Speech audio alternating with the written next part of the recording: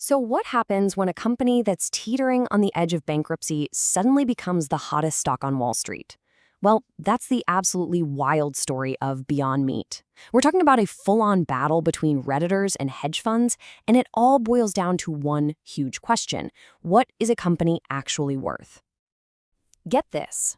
On October 21st, 2025, something pretty much impossible happened. Beyond Meat stock, that's ticker symbol BYND, skyrocketed an unbelievable 146% in one single day.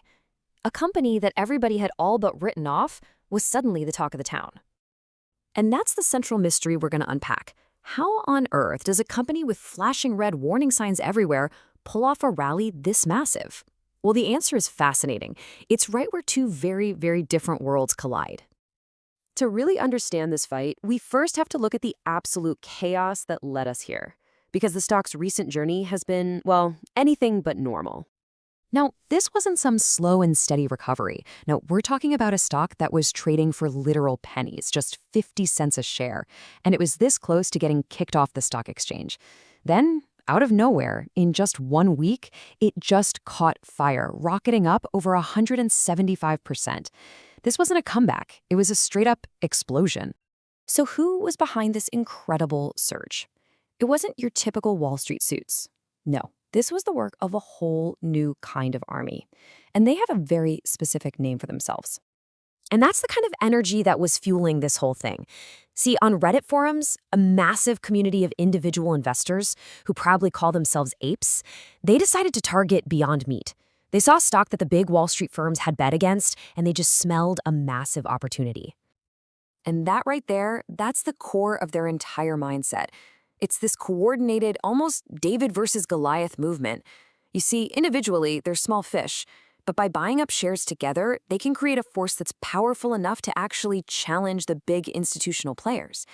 And their goal wasn't just to make a quick buck. No, it was to trigger a very specific financial event. And that event is called a short squeeze. Now, it sounds super complicated, but the idea is actually pretty simple. You have hedge funds betting a stock will go down by shorting it, basically borrowing shares and then selling them. But if the stock price goes up instead, they are forced to buy all those shares back to cover their bet, usually for a huge, huge loss. And this is their playbook, broken down. First, they find a company just like Beyond Meat that's being heavily bet against by Wall Street. Then, step 2, they coordinate online to buy up a ton of shares, which drives the price higher. This puts the squeeze on those short sellers, who are then forced to buy shares themselves just to cut their losses. And that forced buying, well, that creates this insane feedback loop that can send a stock to the moon. Okay, so while Reddit was gearing up for a trip to the moon, Wall Street was looking at the company's actual books and seeing a very, very different story. Let's flip the coin and look at the other side of this whole battle. This is what the pros are saying. Not a single Wall Street analyst covering the stock rates it as a buy. Not one. In fact, 2/3 of them are actively telling investors to sell. So you can see Wall Street's view is a whole world away from what we're seeing on social media. And the hard data, well, it tells a pretty grim story. Revenue isn't growing. It's actually shrinking. The company is losing almost $2.50 for every single share out there. And that Altman Z-score, that's a tool that's used to predict bankruptcy. Beyond Meat's score puts it squarely in the danger zone, with a greater than 50-50 shot of going bust within 2 years. And on top of all of that, there's this. To avoid going bankrupt, the company recently increased its total number of shares by 412%. Okay, imagine a pizza. The pizza itself hasn't gotten any bigger, right? But now it's been cut into more than 4 times as many slices. So each slice is now much, much smaller. Well, that's exactly what just happened to the value of Beyond Meat stock. And this quote from another Redditor, it just perfectly sums up the entire bear case. It's the complete opposite of that to-the-moon crowd.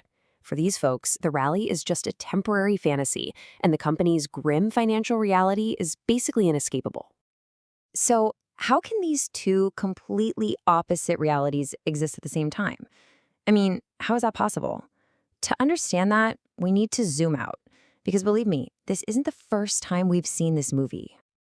Yeah, Beyond Meat is just the latest chapter in the whole meme stock saga. It all really kicked off in 2021 with GameStop and AMC, where we saw the exact same story, individual investors taking on the big guys. This isn't some random one-off event, it's the execution of a playbook that's been tested and refined over the last few years. So, let's bring it all together. What does this epic battle for Beyond Meat really tell us about the state of the market today? What we have here are two completely opposite stories. The bull case, it's all fueled by a story, by momentum, and by the raw power of a short squeeze. The bear case, on the other hand, is all about the cold, hard numbers, spreadsheets, financial models, and the belief that a company's real-world performance is what ultimately matters. And that's why this story is so important. This fight for Beyond Meat is really a battle for the soul of the market. Is a company's value based on its balance sheet? Or is it simply whatever a motivated, coordinated group of people decides it's worth? Which leaves us with this one huge, hanging question.